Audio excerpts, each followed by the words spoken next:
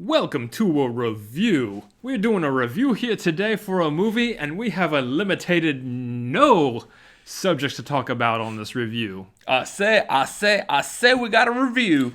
All the way, reviewing the entire movie for you. It was possibly offending someone. Good. That's fine. I want some Kentucky Fried Chicken. Oh, let's just offend everyone now. Yeah. What's going on, guys? We're the Cinefanatics. My name is Chris Adams. And I'm Robert Adams. And we are bringing you today a review for Knives Out. No, that's the wrong gadget. No. It's got a sharp edge, right? Yeah. Anyways, so we just got back from Knives Out. This is the newest film from Rian Johnson, which you may know from Such Brick. controversial films as... Well, Brick and Looper, and maybe a controversial one also known as Star The Wars. Last Jedi. Oh, yeah, The Last Jedi is more specific. Yeah, so right off the bat, I want to tell you that we're going to do this in our normal non-spoiler, spoiler format that we've started doing regularly. People seem to like it. Yes, and we also recognize that this review is coming out a little bit earlier than most people have a chance to see the movie. So please, if you haven't seen the movie, don't watch our spoiler section. Seriously. But you're safe for right now. It's going to be completely non-spoilers. Yeah. You don't have to click away yet. We will make sure to let you know when spoilers are coming. Watch it now, come back later. So right off the bat, so you can tell from the trailers that this is essentially a murder mystery. A lot along the lines in the vein of Clue, the board game and the movie, which is quite possibly one of the best movies based off a game ever. Video, board, whatever. Definitely better than Battleship. Anyways, so this is a murder mystery. You've seen from the trailer that the patriarch of this dysfunctional family dies, and it looks like that someone in the family may have killed him. Mm-hmm. So you've got essentially the American version of Hercule Poirot is brought in, played by Daniel Craig, to figure out what's going on. Side note, it's impressive that you got the name right first try. Yeah. Agatha Christie, Hercule Poirot. I know. Don't keep saying it. Yeah, fine, whatever. You've already got it. You've already nailed it. So it is basically a murder mystery whodunit, which makes for a great movie. And we haven't seen too many of them. In fact, the last major one was The Murder on the Orient Express, done by Kenneth Branagh. Which actually was Hercule Poirot. So, and this was my reaction the entire movie. It was decent, but it kind of lacks some stuff. I was tired. Yeah. This one, I would say right off the gate, the second this movie started, I was hooked. I was on the edge of the seat. Every single thing that they showed, I just wanted to see more and more. And I think part of that may be due to the marketing of this movie, because the trailers and everything was marketed as to, can you solve who did it? Yeah. And I think that's honestly comes with the territory of any murder mystery. I'm sitting there the entire time trying to think, can I get ahead of the movie? Can I figure it out before the movie starts revealing all of the things here and there? Mm-hmm. And no. The answer's no. Couldn't get ahead of that. And that's the sign of a good murder mystery. I mean, so right at the top, if you want a good murder mystery, we found one. This is your movie. Rian Johnson provided it for you. And I would say, just for the story itself, I think Rian Johnson pretty much completely redeems himself from The Last Jedi with this movie. I didn't think necessarily that he had to redeem himself, but I also was just okay with The Last Jedi. So. Well, I like a lot of it. I really liked Looper as well. Yeah. So I like his work. Just his dabbling in Star Wars was just a little off, I would think. And I don't know if that was basically because of him or if that was just the idea that that movie's story moving forward, and he just happened to be the director attached to it. Half the Star Wars fan base just clicked off our video, and I have no idea which half it is. Probably. But I think one of the more compelling things from this movie was the actors in it. Oh, of course. Almost pretty much everyone in the family, all fantastic actors and all did very good jobs. Now, some of them had more screen time than others, but... This is a very character-driven story, so the characters need to be highlights. They need to be people who are, performing at the top of their game, essentially, and portraying each and every one of these characters, because you're supposed to try to figure out well, this person's motivation and that person's motivation, and they're seeming a little shifty over here, and these guys are a little weird, and you're supposed to be completely thrown off, and it's the performances that really bring it home that kind of do that throwing off. Yeah. And so, I mean, out of all the characters, obviously, right off the bat, the first one you have to mention is Daniel Craig's performance. Yes, boy, I say. His performance in this was fantastic. I mean, you can tell from the trailer that he's going to be probably the most intriguing character out of all of them. Yeah. And again, this is a character-driven movie. If he's the first and foremost one that you're really invested in, fantastic. Mm-hmm. And like I said, some of the other family members, they all did very well. Some of these family members we're going to have to probably touch upon in the spoiler part of it, just because that's where you see a lot more of the character growth in that. Or are we? Yeah. The other one that I would say that is safe to talk about that I was very much impressed about was Ana de Armas, the lead female character of this movie. She was fantastic. She was the audience eyes throughout this entire thing. She is our way into this world, into the world of this family and their craziness. And she really, like, yeah, she was the emotional backbone of this movie. She really, like I said, she was the audience eyes, and she played that role perfectly. Yeah. She really is like what carries your emotions, your thoughts and feelings. Given everything that she goes through in this movie, you kind of feel what she's going through at every like twist, turn, plot, whatever. Everything that happens, you feel it right there with her. Yeah. And what's really good is like this really is probably a really good stepping stone for her as an actress. I haven't seen her in too much. The only thing I knew of her in is she was in that movie Knock Knock with Keanu Reeves, done by Eli Roth. It was a home invasion type movie. Eli Roth, that's why I don't know about it. Yeah, and it really was not a movie up your alley at all. Nope. It was a very weird movie, but it was good. Just not very well known. And she did good in that as well. So, I mean, what you have here, though, with Knives Out is that you have a pretty intricate story. There's many layers to what's happening, and that's about as far as I can really go on that subject. But I think as a whole, the movie is absolutely 100% worth a watch. I mean, you probably see, like, the ratings, like, coming out of festivals and everything saying, like, this movie is great. It's, Rian Johnson really knocks it out of the park. He does. In the director's seat, he was able to take this movie and just weave so much like in and out there that you're like, what's happening? Like it is. I'm like losing my words just because like I am so enthralled with how great of a murder mystery this really was. Well, we should go find your words. Hire a detective. Where's his words? Oh, they're Anyone over here. seen his words anywhere? Hey, Foghorn Leghorn found them over here. Yeah, I say, boy. We keep saying that because that's the accent that Daniel Craig had throughout this entire movie, which you think is going to take you out right at first, but once you get like invested into his character as this detective, it's not a problem. Yeah. What I also kind of like is his name was like Benoit Blanc or whatever, which kind of reminds me of Benny Blanco from Carlito's Way. Yeah. Was that John Leguizamo's character? So I was like, I wonder if that had anything to do. No, that's still the wrong one. Whoops. That's. No, stop. I want to make food with that later. So I wonder if Rian Johnson had like any like real connection to Carlito's Way, which I don't believe he did. So it might be just a subtle nod. Who knows? But yeah, I would say, so we want to get into the spoiler section, but before we do that, for those who are watching the non-spoiler section only, and hopefully we'll come back later on, let's go ahead and give our, what would we rate this movie? Out of 10.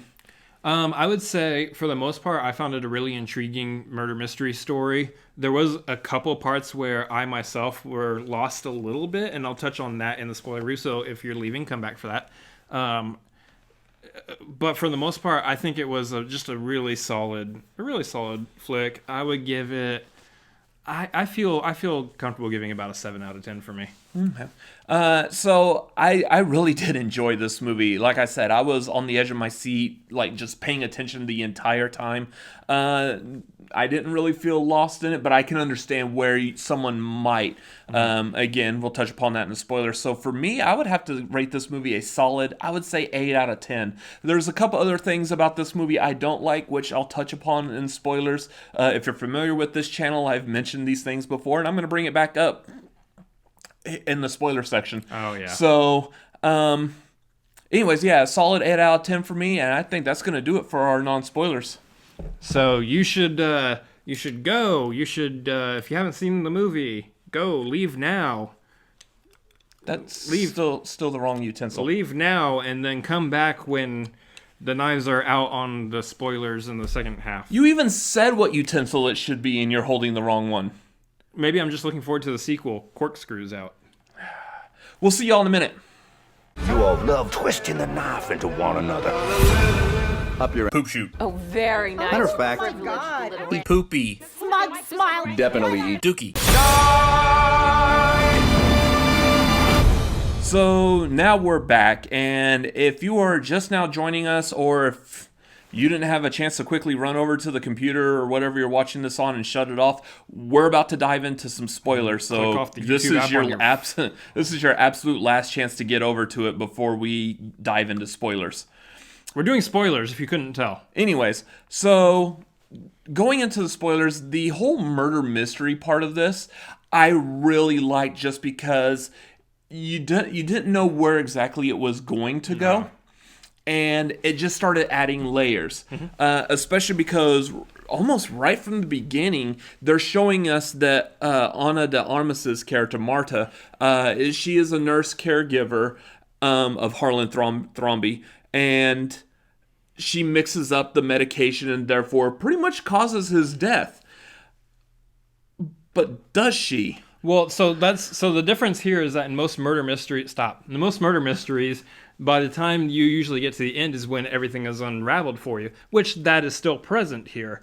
But unlike other murder mysteries, they're showing you the scene of the crime essentially happening right off, almost off the top. You're seeing, like you said, you're seeing the interaction between her and Harlan right there in his final moments. And so you're like, wait.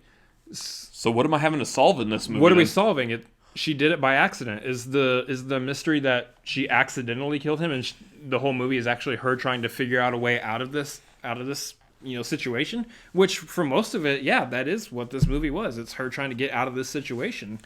Yeah, and then that's when you bring in the layers. The number one layer in this movie being Ransom, the character played by Chris Evans, who I wanted to talk about in the non-spoiler, but it's really hard to talk about how good his character is without revealing the spoilers. Yeah. So the timeline of his character and how I feel we interpreted it, so hopefully a lot of people also felt this way, is you watch the trailer. The trailer kind of makes him look like he's being set up to be a jerk. Yeah. He's telling people to eat and shove stuff up orifices and whatnot.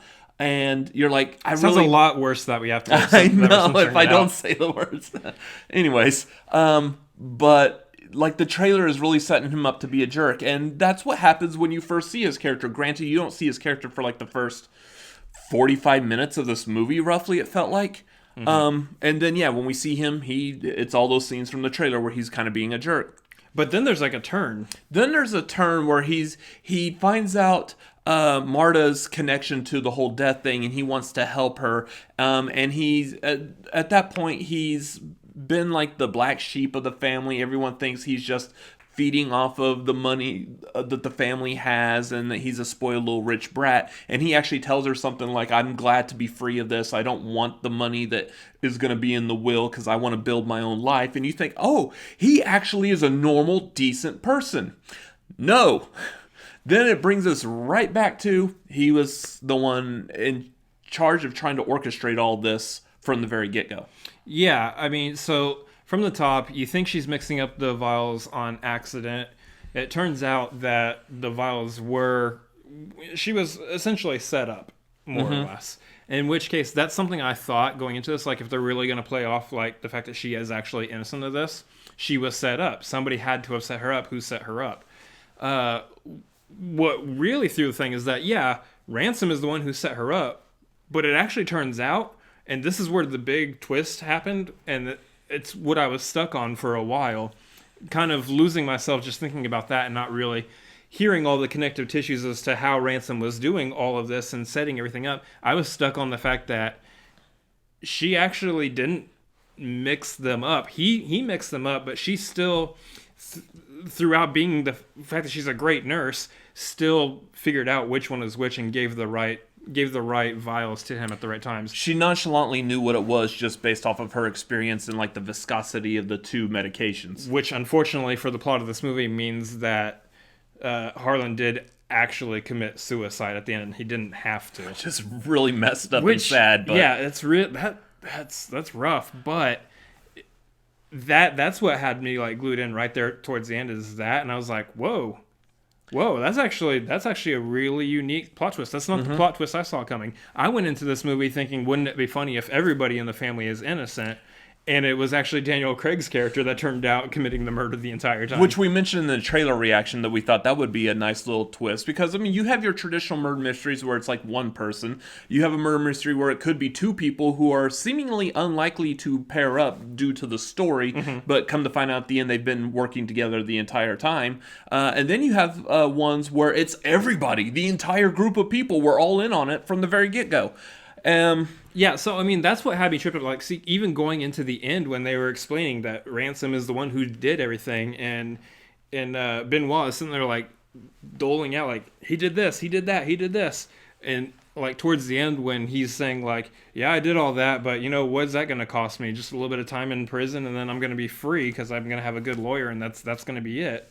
Like I was still sitting here thinking like, where's the next flip? Or is it actually going to flip and it's going to turn around and it is going to be Daniel Craig and it's not going to be Chris Evans? Like, where's the flip?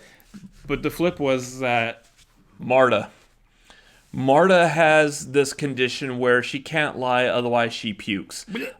Which, again, that's... If you've seen this channel, I'm not a huge fan of puking. I can watch the worst, goriest nonsense in a horror movie. All entrails and guts getting pulled and yanked, and can't watch vomiting. But someone spews a little corn chowder out their face and he's out. Nope, can't do it.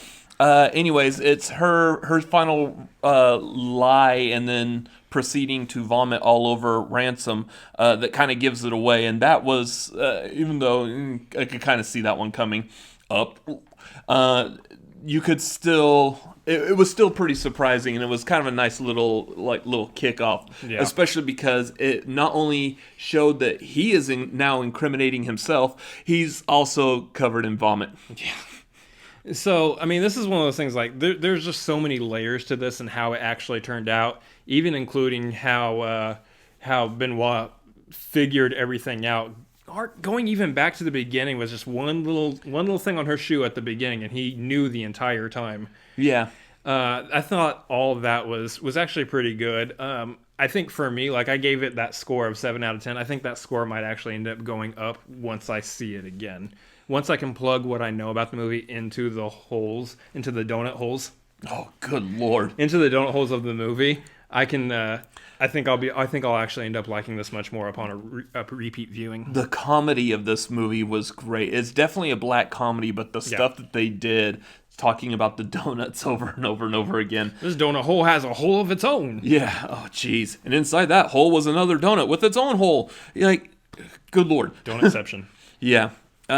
So very good movie. I liked how they did this, and I'm glad it really didn't turn out to be a traditional murder mystery, while at the same time I wanted a traditional murder mystery because those are the ones that I have usually a good chance of solving while I'm sitting in that theater seat watching that movie. And I like solving murder mysteries because I like to think, hey, I know this one. I could be a detective. I personally like to see things coming out of left field, and the fact that she didn't actually have a hand in his death at all necessarily was the left field part that I was attracted to, that I was stuck on. Not so much the Ransom did it part. Yeah. Anyways, fantastic movie. 8, 7. Go see it. You'll absolutely love this movie if you like murder mysteries. So we're saying that now after we've done the spoiler. So you'll like this movie when you see it again. Yeah, so that's going to do it for this review. What did you think of this review? Let us know down in the comments. Also, make sure you follow us on social media. We're on Twitter and Instagram at Cinefanatics MLP. This coming Tuesday, November 26th at 9:30 p.m., we will be doing a live stream here on this channel. Come back for that live stream. Ask us your questions. We'll be talking about movies. We'll be talking about our personal stuff and whatever it is you want to talk about. Come on back. We'll have a fun discussion. It'll be a pretty good time at that time. So, anyways, you I can say, boy, we need to find your words too. Yeah, apparently. You can subscribe to this channel by hitting the subscribe button down below. You can also subscribe by hitting the subscribe button right up above his head. Also, over here to the side are a couple other videos that we have made. And as always, Knives out. that is not a... This is a knife. That's not a knife. This is a knife. I'll say, that's not a pair of tongs. This is a pair of tongs. The tongs. Ugh.